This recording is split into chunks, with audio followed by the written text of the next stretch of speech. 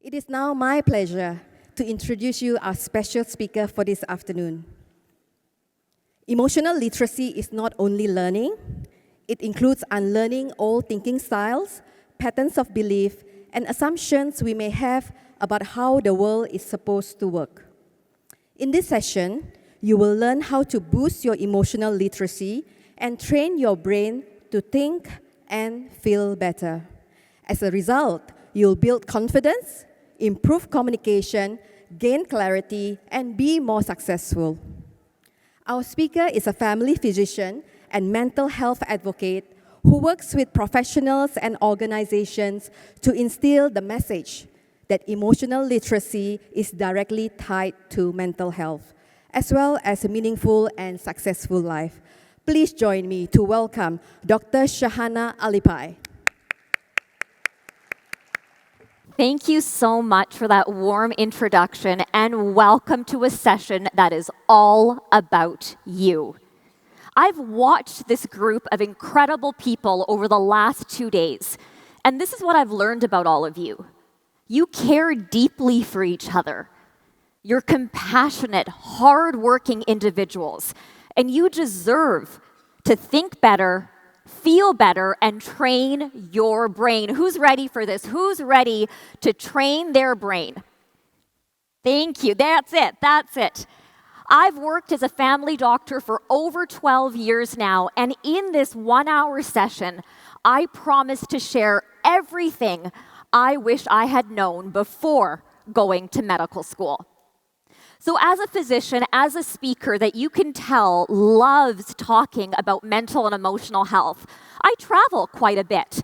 I have 3 young boys, so they don't like it when I travel that much, but I have never traveled outside of Canada except for today.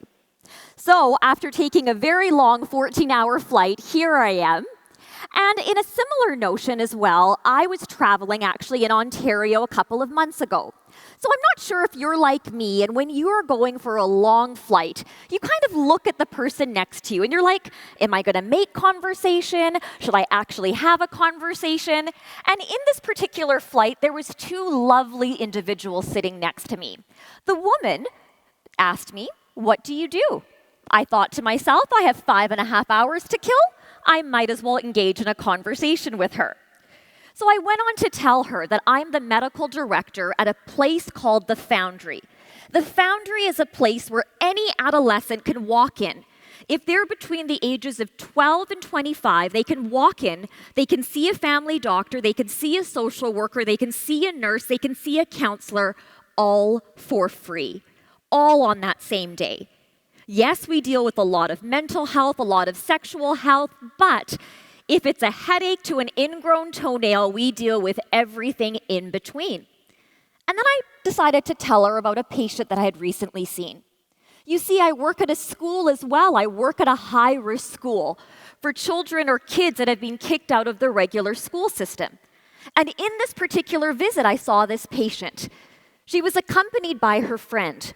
I asked her, I said, what brings you in today? She said nothing to me. Finally, the friend did one of these to her, kind of nudged her. And this patient looked at me and uttered these words. She said, I'm pregnant. This patient was 15 years old. She had no idea how far along she was. All she knew was that she had been drinking, and I mean drinking heavily, for the past 3.5 months. Furthermore, her mom, and her 5 siblings were about to get evicted in the next 48 hours. Where do you go from here? So remember that woman on the plane that I was talking to you about? She looks over at me and says, wait a second. She said, I was that girl. I said, sorry, what? She's like, no, you don't understand. She's like, I was that girl. I got pregnant when I was 15 myself. She's like, I wasn't worried about raising a young family. She's like, I knew how to take care of kids. What I was worried about is what would happen to my education. She's like, I went back to school at the age of 25 to get my master's in social justice, but I hate my job. I hate what I'm doing. And she's like, you know this trip that my husband and I went on, this beautiful cruise around Mexico? She said, we couldn't afford this trip. We went on this trip because it was the dying wish of my younger sister, who just passed away at the age of 49 from triple-negative breast cancer. When I had looked at that couple on the plane, I had assumed that they were relaxed. They were in love and they probably had a lot of money, but how wrong was I? If you get nothing else out of today, I want you to rethink the way that you look at everybody around you, because every single person in this room has a little invisible chalkboard floating above their forehead, just like that woman on the plane did. That invisible chalkboard tells you everything you need to know about that person. It tells you what's going on in their work, what's going on in their family. Have they recently lost someone? What's happening with their health? What's happening with their finances? This is what we call big talk. This is what we call real talk. If you want to connect with your clients, you need to be able to penetrate, engage, and understand your client's invisible chalkboard. What is actually happening in their life? So you might see me up here, you might listen to Christiana's introduction and think, oh, she's got it all together. She's a doctor, she's a speaker, she's a mother. That meant nothing to me until I became a patient. This is what's on my invisible chalkboard. And you think this is easy to share with a bunch of strangers? Not at all. But this is what actually creates vulnerability. This is who I am. For many of you, I found comfort in academics at a young age. After the birth of my first son, I experienced severe postpartum depression, anxiety, and OCD. And perhaps like many of you in this room, I still continue to struggle with the fear of failure or being imperfect. You know, the thing about medicine is that they teach you in medicine to look out for these things. Look out for patients that are overwhelmed. Look out for patients that are chronically stressed, anxious, or depressed, who aren't sleeping well. But something happened over the course of several years that changed the way I look at emotional and mental health. The first thing happened after the birth of my first son. You see, I wasn't doing well at the time, and my mom, a typical South Asian mom, grabbed me by the shoulders and almost shook me. Whose moms still do that to them? Kind of like shake you into feeling something. So she said, Shahana, tell me how you're feeling. Tell me how you're feeling so I can fix you. I looked at her and I said, Mom, I feel nothing. Nothing at all. Several years later, I saw a patient, 17 years old, recently released from the ICU due to pancreatitis. Number one cause of pancreatitis, alcoholism. She had been drinking and drinking and drinking. I did the same thing to her. I asked her, are you feeling overwhelmed? Are you feeling stressed? Are you not sleeping well? Are you feeling anxious? What is driving you to drink so much? Tell me so I can fix it. And she looked at me and said, Dr. Alibhai, I feel nothing. Nothing at all. You know, here we talk so much about anxiety and depression, and don't get me wrong, those are very important topics, but the canary in the coal mine, the thing that we all need to be thinking of, and nobody thinks of this, is this: numbness. Most of us are walking around not feeling anything at all. And we know from the data that if those who feel numb, those who languish within 2 years, have a higher rate of anxiety and depression.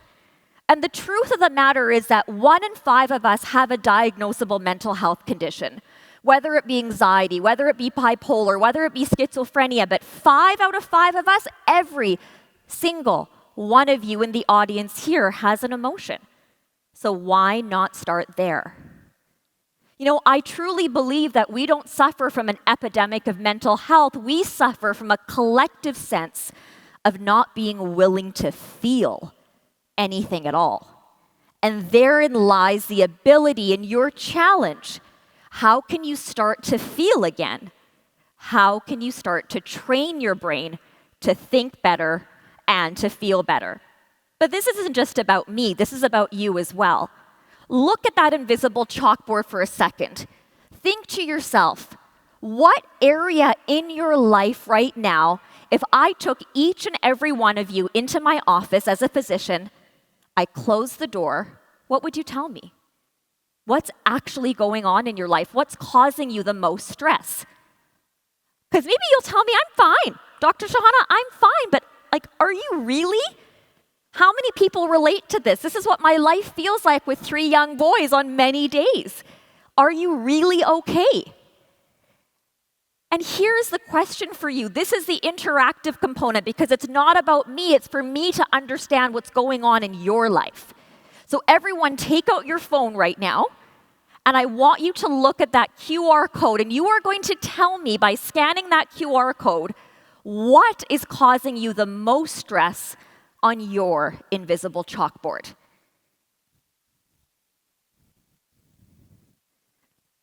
I'll give you guys a couple of moments to actually do that. Is it going to be your work? Is it going to be finances? Is it going to be your health? This is going to be very interesting to see. Let's make sure we get all those votes in.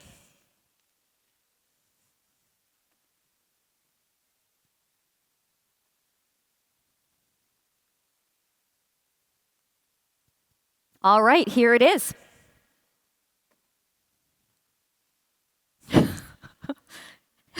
Does that surprise anybody? It's a good thing that MDRT can take a look at this. Look at this. Look at this. Look at how you've collectively spoken that work is a big stress for you. I'm not saying that that's a bad thing, but this is information, and information is data. Finance is not so bad. Health, not so bad. Not surprising. Second is relationships. Maybe that's your kids. Maybe that's your partner. We'll leave it up to you to decide. So take that for what it might be. Look at the impact that your work is causing on your mental and emotional health. Because the fact of the matter is that everything listed on your invisible chalkboard, when it doesn't go according to plan, you label that as stress. So what is stress? We talk so much about stress, but what is stress? Is stress wanting things to be different than they are? Or is it expecting things to be different than they are? Do you see the distinction? It's not wanting, it's expecting things to be different than they are. So let me share a bit of a humiliating story for all of your guys' benefit here. When I was in grade 7, I wasn't very popular in school. I actually was never very popular in school, not in grade 7 and not in grade 12. But in grade 7, we were handing out yearbooks, and it was a big deal to get a yearbook. Do you remember those days where you get your friends to all sign your yearbook? Those were the good days, right? So here we are passing around yearbooks. But the thing that nobody knew, my secret, was that I had a crush. His name was Robert. And I'd had a crush on him since grade 4, but he didn't even know I existed. Robert walks over to me and says, "Can I sign your yearbook?" I said, "Can you sign my yearbook?" "Of course you can sign my yearbook." But I had watched too many Bollywood films. Anybody here watch any Bollywood films? Yeah, we got a couple of hands in the audience. Okay. Because one thing you got to know about Bollywood films is that when someone professes their undying love, which I thought he was going to do for me, you can't just do it in ordinary clothes. So I had imagined that I would be in my lehenga, he would be in his sherwani, and there must be backup dancers, because there always is in Bollywood films. So he goes and he signs my yearbook, and this is what he writes. "I hope you will tutor me in high school." It was a wonderful feeling. Just kidding. It definitely wasn't a good feeling. He just wanted some math homework. So he certainly did not profess his undying love to me by any means. So the moral of that story is that you can't control, obviously, what happens in your life. You can't control the what, but the how you react to it. How you react to your circumstances in your life, that is the only thing that you have control over. So for me, stress is two things. It's the expectation you set for what you think is going to happen in your life, and it's the perception that you take. One of the jobs that I've had for the last 10 years is working with women who have breast cancer. Every Tuesday, I go to the hospital clinic, and the first thing that I do is I look at my slate and I count how many positive symbols are there, because that tells me how many women I need to walk into the room and break the news that they have breast cancer. It never gets easy, and it should never get easy. But I'll never forget, I had a patient who was younger than me, and I was breaking the news to her that she had triple-negative breast cancer. And I'm not sure about you, but when I get nervous, I tend to over-talk. So I started talking and talking and talking and talking. Finally, she did this to me. She did this to me. And I looked at her and she said, "Dr. Alibhai, I know what you've said. I know I have breast cancer, but just so you know, I've decided that this is going to be the best year of my life." Look at the power of perception. How many of you have kids in the audience? How many of you have young kids, right? There you go. How many of them probably play with a kaleidoscope? We all have that, right? In the back closet somewhere. When you look through that looking glass, every twist, every turn, it becomes a flower. It becomes a rainbow. It becomes a butterfly. That is perception. But the looking glass, what you're actually looking through, that is your self-awareness. And to me, self-awareness is the bedrock of emotional literacy and emotional health. I'll never forget, I had this patient, we'll call him George. He was 18 years old. He hadn't graduated. He was supposed to graduate, but he kept missing class. He kept drinking. He kept using pot. He knew he shouldn't be doing any of this. And he said, "Dr. Alibhai," he's like, "every time I want to hand in my assignment, every time I actually want to do what I need to do, it's like this radio comes on in my head. And this radio says to me, 'See, you can't. See, you never. See, you always.'" Do you guys relate to that? That inner voice, your voice in your head, who tells you all of that. I told him, I said, "You call it a radio, I call it an inner narrator. You need to know that that is common. We all have that inner voice that's going on in your head right now." Maybe some of you are like, "I should have grabbed an extra bite to eat. I'm hungry. I kind of want to leave. I have to go to the bathroom." All of that is happening in your head as we're doing this presentation right now. And if that still doesn't kind of allow you to relate to that, think of the last time or the first time you had to dive off a high diving board. What was that voice in your head? Whose voice was telling you, "You got this, jump, you can do this"? Or were you like a patient that I had seen who told me that the voice in her head told her, "Don't think too much of yourself"? That's what the voice in her head told her. I asked her, I said, "Whose voice is that?" She said, "It's the voice of my dad." Because the truth of the matter is that that inner narrator that you have comes from two things. Comes from those that you perceive as experts, your parents, your grandparents, your coaches, your teachers, your pastor, all those types of people, and the experiences that you have had. That is where that inner voice of "you can do this, jump, you got this," or "don't think too much of yourself." Where does your inner voice come from?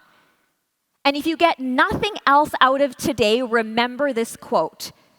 Because right now, the story you are telling yourself, whether it be about your work, whether it be about how successful you're going to be, whether it be about your relationships, whether it be about your health, that story, you're not just telling it to yourself. You are selling it to yourself each and every single day, because I all know you guys are great salespeople already, but you are the best salespeople when it comes to selling yourself a story. And you can sell yourself any story. You can tell yourself you're going to win it, you're going to be successful, you've got it, or you can tell yourself, "I'll never, I should be, I always." You have two options when it comes to this inner radio in your head, that inner self-talk. The two options are, you can turn down the volume, How many of you know what it feels like to have ruminating thoughts, thinking about the same thought like a hamster wheel over and over and over again? We all know that. So you can turn down that volume or you can change the channel. And by that I mean you can start to speak a little bit more kindly to yourself. You can be a bit nicer to yourself. Those are the two options that you have. When I start adolescents on medications for depression, I'll tell them, medication helps turn down the volume. Counseling helps change the channel. And these adolescents, they get it. They're like, okay, I understand now. So you all deserve tools. You all deserve to know how you can turn down the volume of some of those inner thoughts. Well, what do we already do? How many of you, the first thing that when you went to the hotel room, how many people just turned on the TV? We're really good at that, right? We distract our feelings. We numb our feelings. Netflix becomes a very easy way to do that. How many of you do this? Instagram should be known as compare and despair, compare and despair, compare and despair, over and over and over again. You know, watch anybody in the airport, watch anybody in a grocery lineup. How many people are actually making eye contact? We're too glued to our phones constantly. But this is, remember I talked about that feeling of numbness, that feeling that I don't feel anything inside? This is partly to blame. Another great way to numb our feelings is this. This conference does not count, by the way. I'm talking outside this conference, just to be clear about that too. We also are really good at pushing our emotions, suppressing our emotions, denying we even have our emotions, and this is my favorite one. It's your fault. We love to blame other people for the way that we feel. Because if I blame you, it's not my fault. My hands are clear. We all do this probably to our spouses, right? Right? We all do that. Blame is a very common way to make me feel like I don't have any emotional responsibility. And I'm talking to you about this because I do all four of those constantly, and yet I talk about it day in and day out. If you want good emotional health, remember the analogy of the seesaw. When it comes to emotional health, you need to feel what you need to feel at the right time. There's 3,400 emotions. Pick one. There is no wrong answer. The only wrong answer probably is numbness and not feeling anything. So choose to feel what you want to feel at the right time. But part of being an adult is the other side of the seesaw, is regulating your emotions. For those of you who have teenagers or toddlers in the audience, anybody teens or toddlers in the audience, right? How good are teenagers and toddlers at regulating their emotions?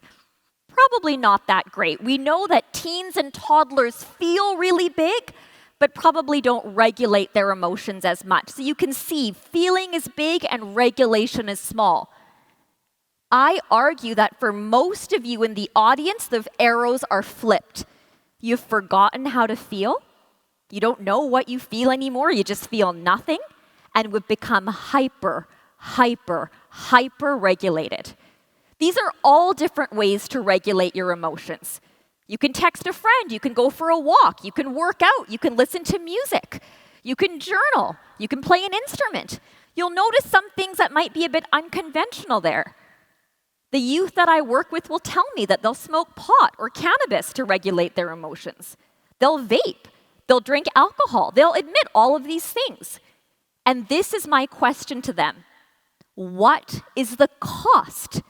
Not the financial cost. What is the mental, emotional, and physical cost of the way that you regulate your emotions? Substances like cannabis, vaping, alcohol, I always say they come as a friend and they leave as an enemy. So one of the most important things that you can do if you are parents listening in the audience right now is allow your kids to come up with a menu of options as to how to regulate their emotions. What works best for them? Is it listening to music? Is it actually cuddling with the family pet? Is it reading a book? We all need a menu of options to regulate our emotions. So let me find out right now, how do all of you regulate your emotions. Once again, take out your phones. Take out your phones. Look at the QR code right there. And I want to know how you can cope with difficult emotions.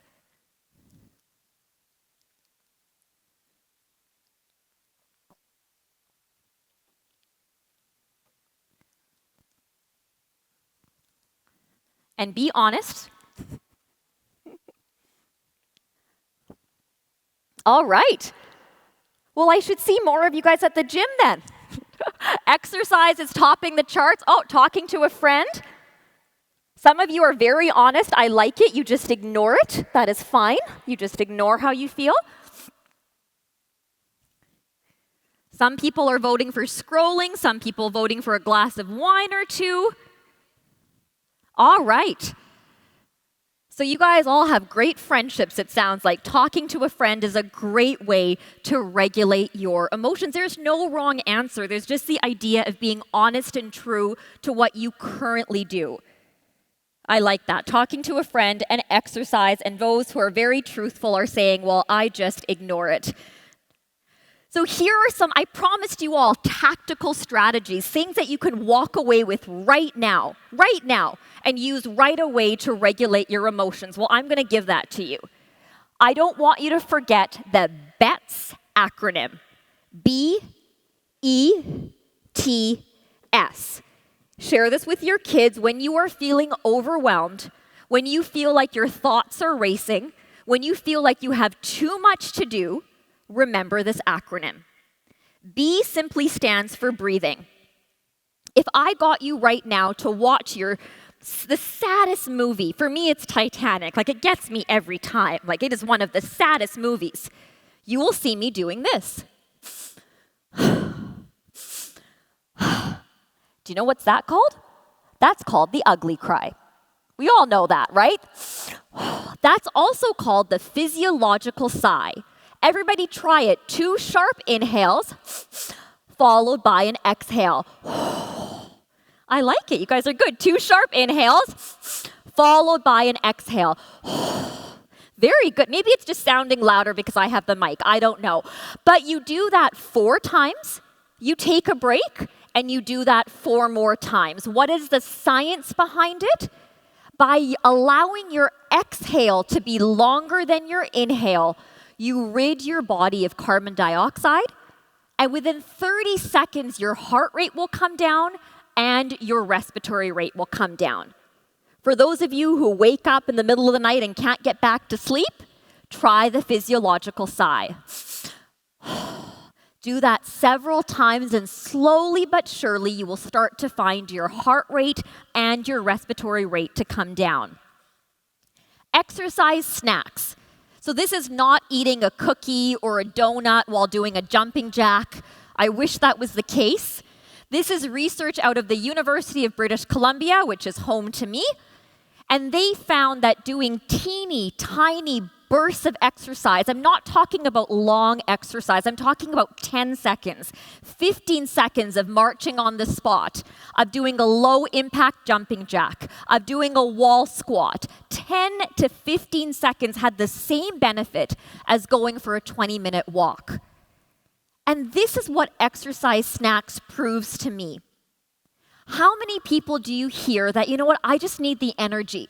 I just need the energy to go to the gym. I don't have the energy. There is a cohort of people that believe they need energy in order to take action. What if the arrow went in the opposite direction? What if action? What if doing that, jumping jacks for 10 seconds or squats for 5 seconds or just moving your arms for 10 seconds? What if that action actually created energy? So I'm convinced that there's 2 types of people in this world. 1, they wait for the energy to happen and then they'll take action. 2, those that actually take action and get energy from it. Which type of person are you? That is the power of exercise snacks. The T stands for touch and temperature. Everybody cross your arms like this if you can for me.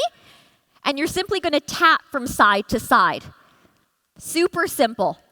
If you're scared of flying, you might see me do this a little bit. This is called the butterfly hug. It can be done on your arms, it can be done on your legs as long as your hands are crossed. This was designed for hurricane victims to help them with residual anxiety, and it works beautifully. You simply tap both sides of yourself if you are feeling particularly anxious, nervous, or overwhelmed. That's the touch. The temperature, play with temperature in order to help regulate your emotion.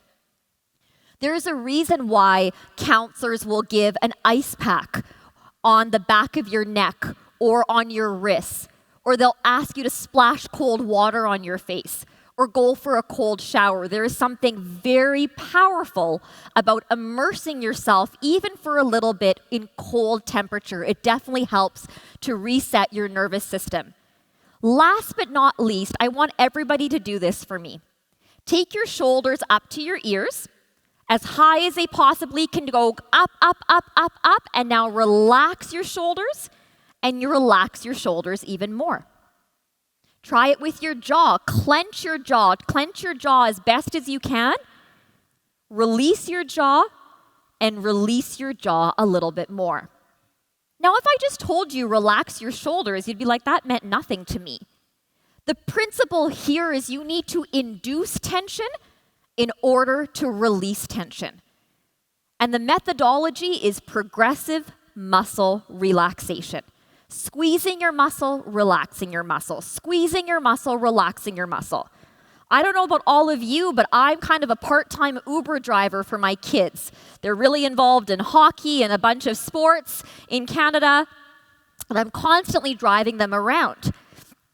I often can't do progressive muscle relaxation, so the next best thing for me is to grab on hold of the steering wheel. Next time you're driving, try this. Squeeze the steering wheel and release.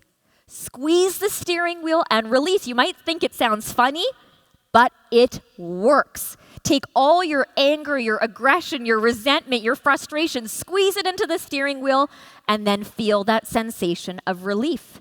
Let me know how it goes. It works for me every single time. Those are the ways that you can turn down the volume. But how can you change the channel in your head? I have a 15-year-old patient who wrote her first suicide note at the age of 9. At the age of 9. I saw her several years later, and I asked her, I said, what do you want? When all of this is said and done, when you are done school, what are you dreaming of? What do you hope to become? She looked at me and said, what's the point of dreaming? Everybody in my family has ended up on the streets, incarcerated, drug addicted. What's the point of dreaming? So I told her, I said, your brain's job isn't to make you happy.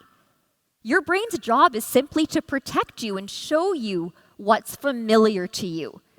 This is why your brain operates on the 3 C's. Your brain is really, really, really good at comparing you to everybody around. I know we all do this. We all do this. It's really good at critiquing you. Don't say this. Don't wear that. Don't do this. And it's really good at cautioning you. Don't even try. What's the point of trying? How many of you here, raise your hand if you resonate with these 3 C's? Raise your hand. Yes, exactly. Exactly. We all do it every single day. And if that still doesn't make sense to you, it's that voice in your head right now that's saying you're never going to fill in the blank. You always fill in the blank. You should fill in the blank, whatever that happens to be for you. This is what dominates the airways. After practicing medicine for 12 years, I've interviewed thousands of patients. It all comes down to this. It's always the same thing. And women especially are really good at shoulding all over ourselves. We should do this, and we should do that, and we should do this, and we should do that. You probably know exactly what I'm talking about. And what dominates the airways when you're talking to yourself is one emotion in particular. after once again talking to thousands of patients, there's one emotion that we just can't seem to get over, and that's fear. We don't like to talk about it in this culture. It's never sexy to be afraid of anything. But what is fear? There's a really simple exercise that you can do to uncover what your deepest fear is, and it's very simple. You ask yourself the question, what would that say about you? What would that say about you?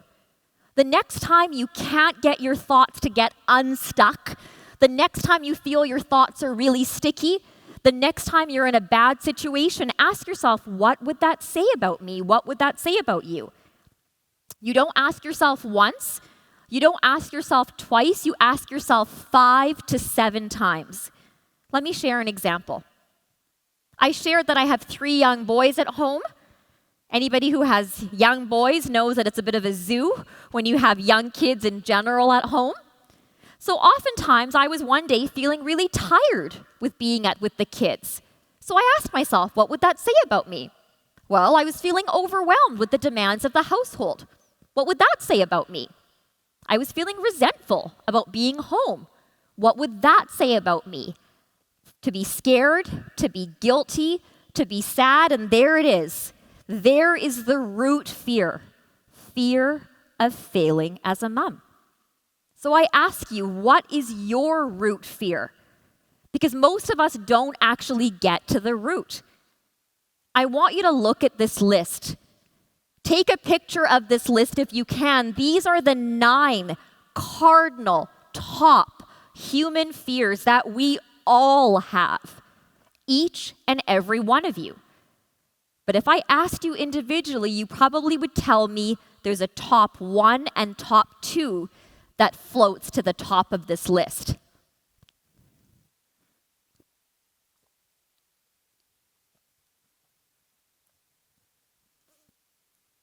Is it fear of being alone?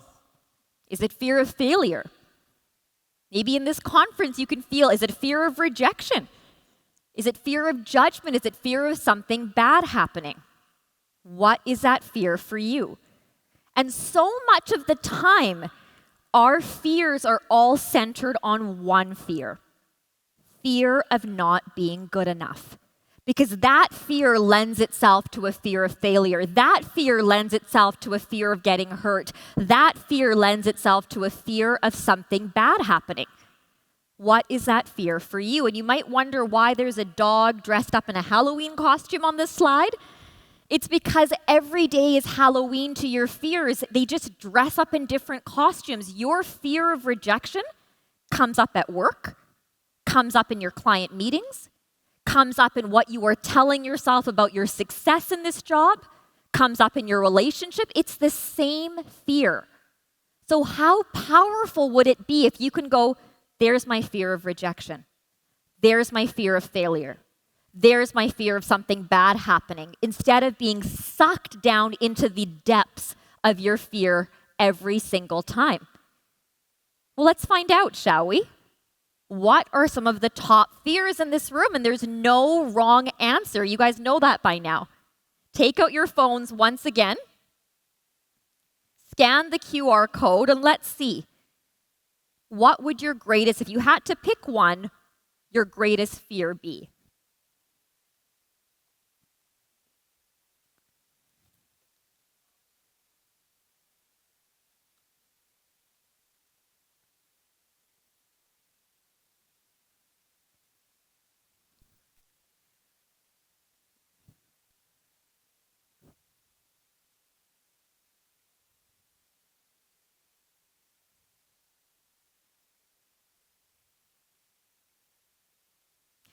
So isn't that interesting? The first quiz question that we did showed that work was your greatest stress.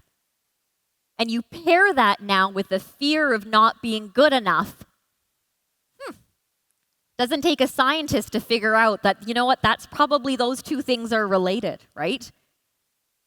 And you can see how your fear of not being good enough maybe is linked to a fear of judgment, is linked to a fear of imperfection, is linked to a fear of being alone. Thank you for your honesty.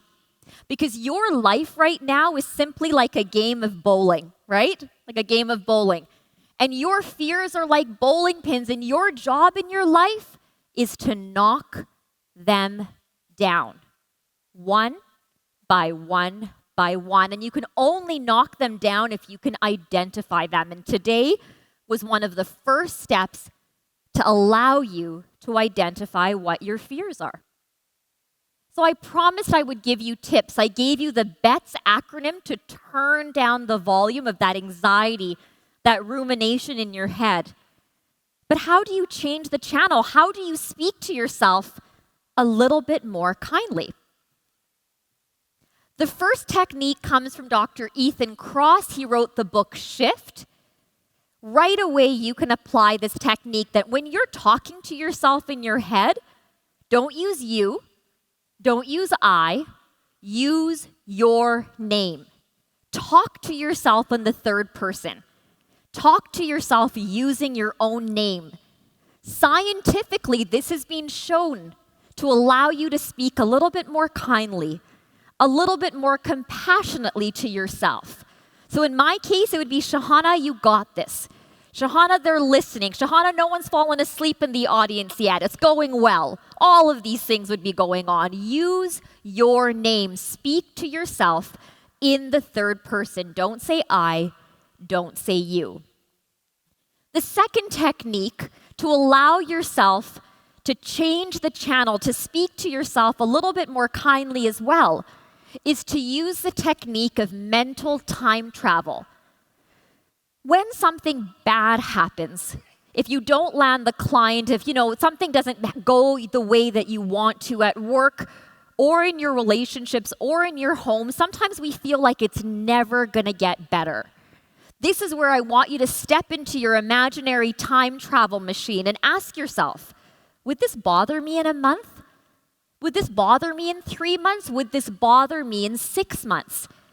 Very often as human beings, we are really bad at what this is called effective forecasting. We think that the minute we get the promotion, the minute we get our dream job, the minute we get married, the minute we have the baby, everything will be fine. But guess what? We are so bad at predicting the intensity and duration of our emotions. So by just asking yourself that, would this bother me in a couple of months' time? And the truth of the matter is likely not. Likely the intensity and duration isn't going to go on for as long as you think it's going to go on for. Last but not least, one of the best ways you can start to speak to yourself a little bit more compassionately is ask yourself, what would someone I care about, what would someone I respect, what would someone I love do in this situation? What would your parents do? What would your best friend do? What would your aunt do? What would your uncle do? What would your boss do? What would they do if they were in my shoes? Ask yourself. Because you probably are all really good at giving advice, but when the problem comes to us, most of the time we're floundering. We don't know what to do. And sometimes people ask themselves this, what would WWBD? And for some people, this stands for, what would Beyonce do? And you can fill in any pop artist that you like. It could be Taylor Swift. It could be Beyonce. Fill in the blank, right? Because oftentimes we might look to celebrities to say, what would they do in this situation? One day my youngest son looked at my older son, and my older son said to him, he's like, oh, just give me that crumpled, yucky $10 Canadian bill. Oh, it's gross. I'll take that from you. And he's like, in exchange for that, I'll give you this beautiful, shiny $1 loonie. So my little guy said, okay, sure, no problem. I'll give you the $10. And he got this shiny loonie back. And if I could, I would give each and every one of you one Canadian, because I'm Canadian, loonie. And on that loonie, what I need you to know is that on one side of the loonie is your fears, and on the other side is your values. And when you know one, you know the other. So let me give you an example. If you value integrity, maybe you have a fear of being taken advantage of. If you value connection, maybe you have a fear of being alone. And if you value prestige, maybe you have a fear of imperfection.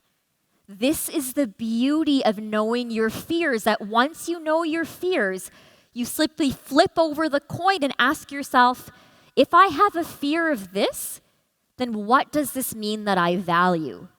When you know one, you know the other.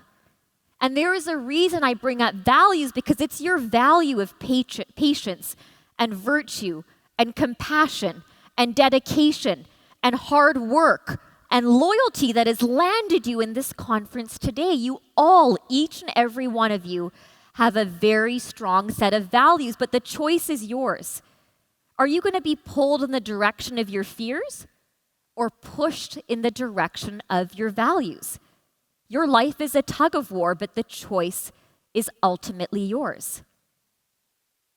And if I can say anything, I would say that understanding your invisible chalkboard, understanding that everything that's on there, work, finances, for some it might be stress.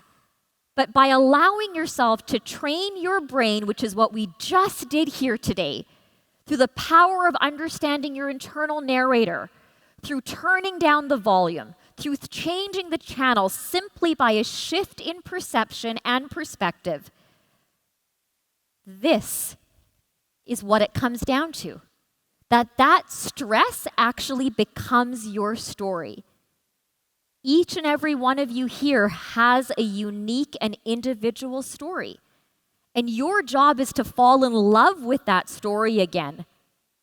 And most importantly, use that story in the service of others. Thank you.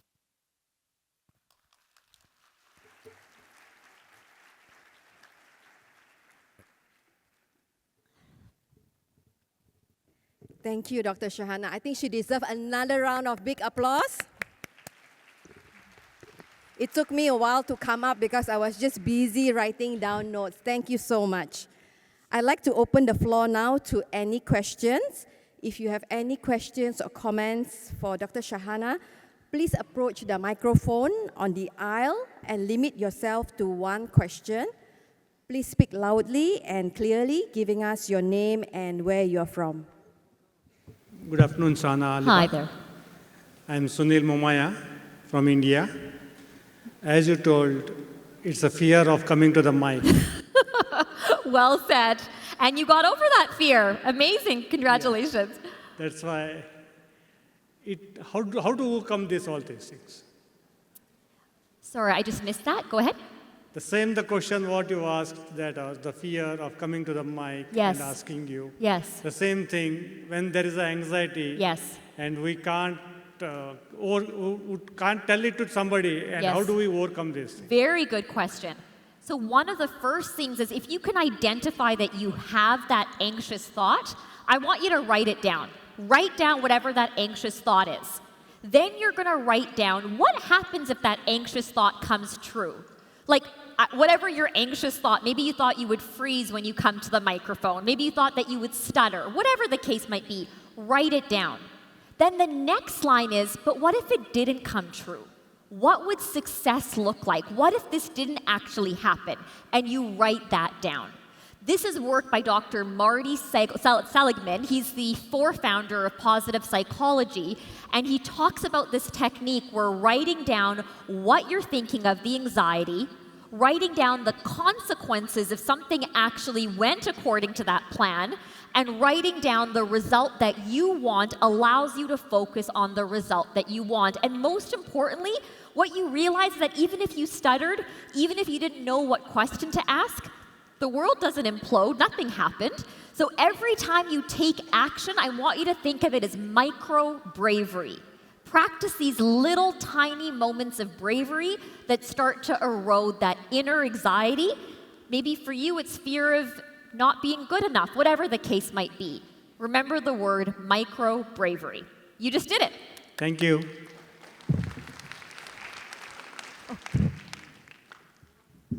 Hello, everyone. My name is Seven. I'm from Hong Kong. I have got a question. Sorry, I don't know why this voice is like this. Okay. My question is, when I playing guitar as my hobby, but I'm fear of playing in front of crowds because I feel a little bit nervous. So how can I overcome this feeling and try to be natural? So I just want just like you to give me some instructions. Thank you. Absolutely. Right now, that's such a great question. I want you to, if you can, do something for me.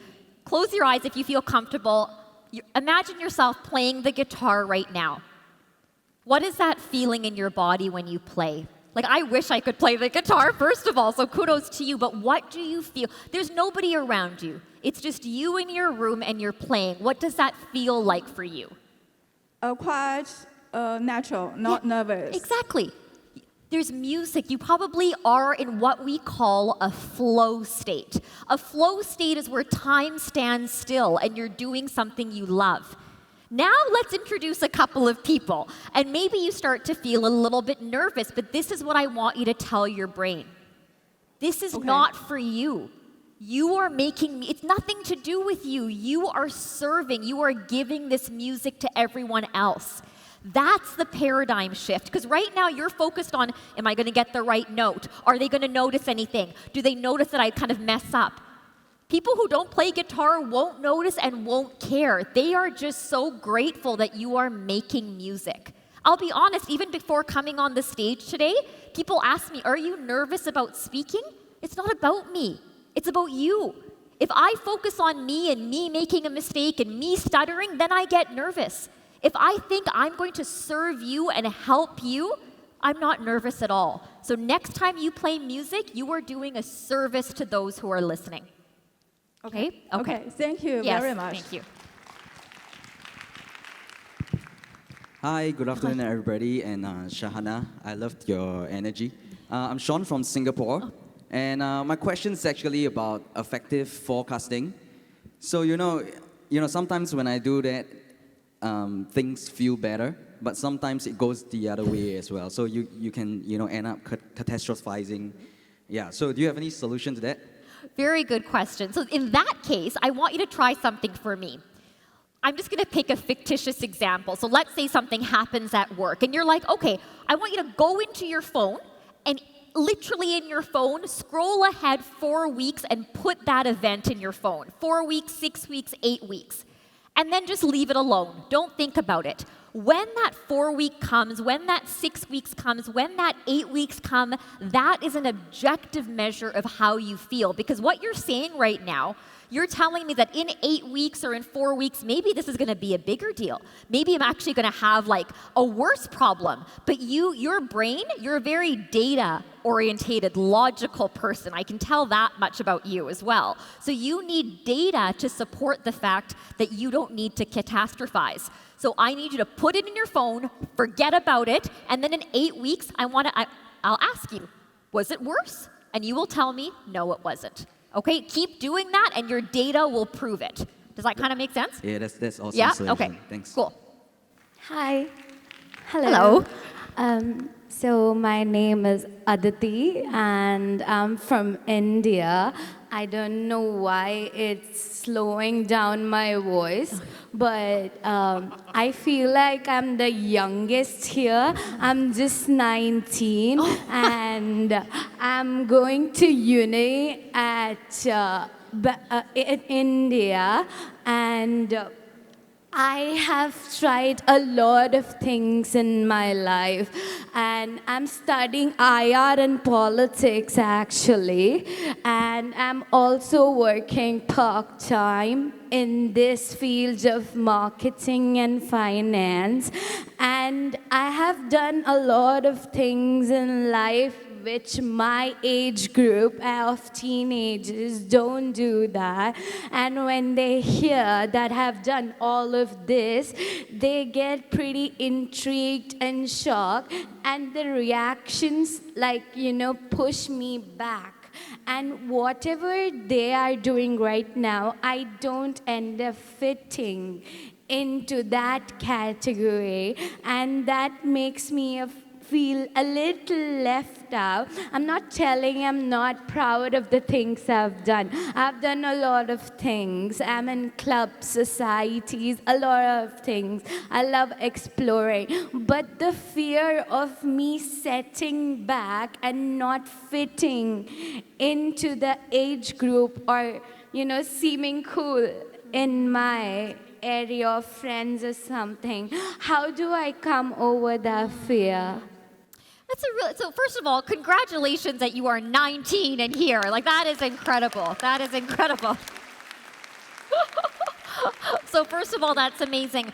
There's two questions in there. The first is your friend's response at what you are doing in life. Sometimes we use the word envy to mean something bad. It's like, oh, they're envious of me. But envy is two things. It's positive envy or negative envy. Positive envy is that I'm looking up to you. I want to be like you. I am wanting to follow in your footsteps, or I'm just really proud of you. And I feel like if you have the right kind of friends, which I think you do, they have a lot of positive envy and regard for you. But I think there's this feeling inside of you that you kind of feel like, am I squandering my youth? Should I be doing something a little bit more, you use the word cool? And if they are your true group of friends, they are the ones who will support you. You are who you are, no matter your age or your accomplishments as well. So I think if they are actually your friends, they will support you no matter where you are, as long as you are doing this for you. Make sure you're not doing it for your parents, your grandparents, anybody else. If this is fulfilling your dream, you will find your community, you will find your crowd that you can feel you're completely yourself in. And I get that sense that you stand proud on your own 2 feet. So don't worry so much about looking back at the experiences that you're missing. Look forward into this amazing life that you're creating for yourself. Definitely. Congratulations. And one more small question, if you don't mind. And this fear of overachieving in life. Well, I don't want to brag, but I've done a lot of things which has portrayed me as an overachiever in my friend circle. So how do you come over that fear also? Small question. Yeah. So there's 2 aspects of overachieving. Who are you achieving it for? We call ourselves overachiever if we're thinking about ourselves. But we call ourselves a contributors to society if you're thinking about other people. So it's just reframing it in your brain. So telling yourself that you're doing this, what is the purpose of doing all of this? I think all the things that you were studying or all the clubs that you are being part of, what is the overall goal? If you can, this is the slide for you. Use it in the service of others. That is how you get over the overachiever, toxic productivity mindset. I want you to have a focus on service, because guess what? One day you are going to run out of steam that I can't be productive anymore. And I've seen this over and over and over again with my adolescents. But if you use it in a sense of how am I going to make this world better? Who am I going to serve? Then you have energy for years. Okay? Thank you, Dr. So Shahana. much. I think we only have time for one last question. Thank you so much for your participation. But if you have other questions, I can see the queue there. You can catch Dr. Shahana outside the session. Okay, just one last question. Thank you. Okay. Hi, Doctor. I'm Islina from Malaysia. So I really enjoyed your session. So you have given 2 good techniques, which is lower the volume and lower the voice and change the volume. Yeah. So when we are talking about brain, we are talking about conscious mind and subconscious mind. So where do we apply this technique, or we can do it to both conscious and a subconscious mind? Absolutely. So initially it would just be to your conscious mind, right? Because it's the one that you have most agency over. As you get better and better, usually with your subconscious anxiety, I'm not sure if you guys feel this in the room, you don't even know that you're feeling anxious. It's the butterflies in your stomach. It's the sweaty palms. It's the shortness of breath. That's the subconscious. So start by practicing this technique on the conscious mind, and then gradually, as you get more comfortable, as you notice those subconscious feelings in your body, you can apply the techniques there. But this is where paying attention to what's happening in your body, most of us, I'll say, how are you feeling? You're like, good. Like, we don't think about it. Paying attention to what is happening is very, very important. But that's an awesome question. Thank you.